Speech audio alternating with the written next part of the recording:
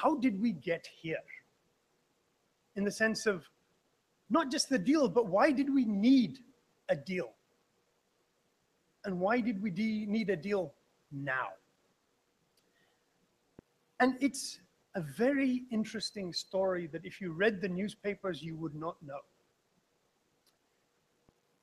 And the story begins, as it should, with the American overthrow of an elected government in Iran. Right?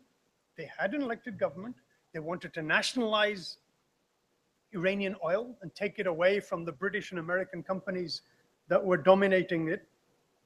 And the United States and Britain organized a coup and overthrew the elected government of Prime Minister Mossadegh of Iran and brought into power the Shah of Iran, who was America's best friend in the Middle East.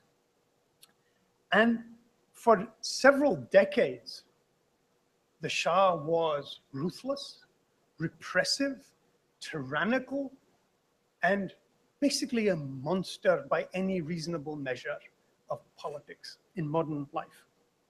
But he was our monster, right? And the United States had the largest American embassy in the world in Iran.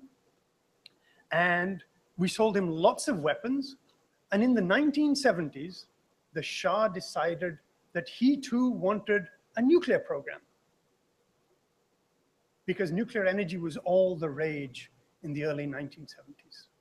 They were building lots of nuclear power plants in the United States, in Europe, in Japan, and the Shah said, well, I have lots of money, I want some.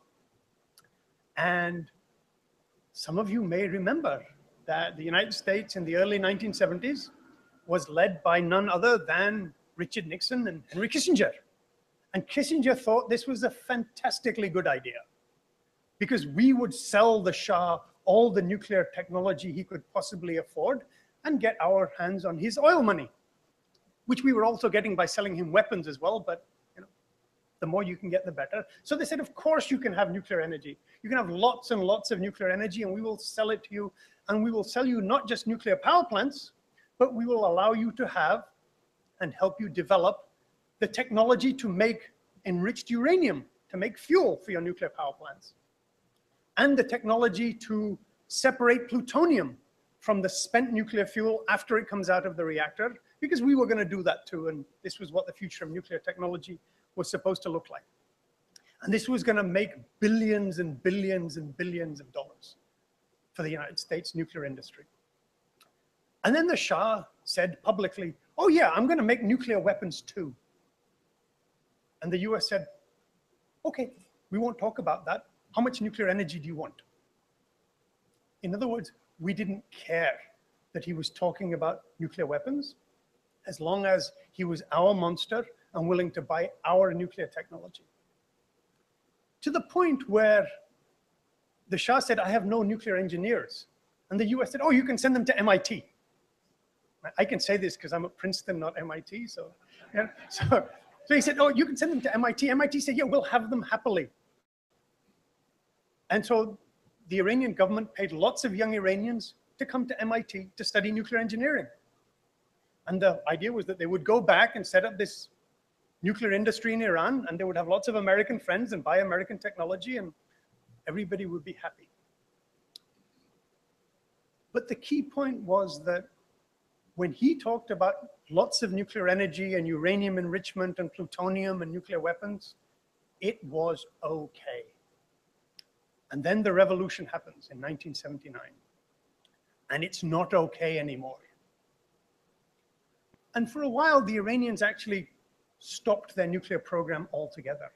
Ayatollah Khomeini didn't like nuclear energy very much. He said, this is a waste of our time and money, we don't need it. But time passed, and eventually the Iranians said, okay, we should finish our nuclear plans. Let's at least build one nuclear reactor. And one reason, in part, was all these American trained nuclear engineers who had come back and wanted something to do. Right? I mean, you spent your whole life preparing for this, and your government doesn't want to do it, so you give them a bit of a push.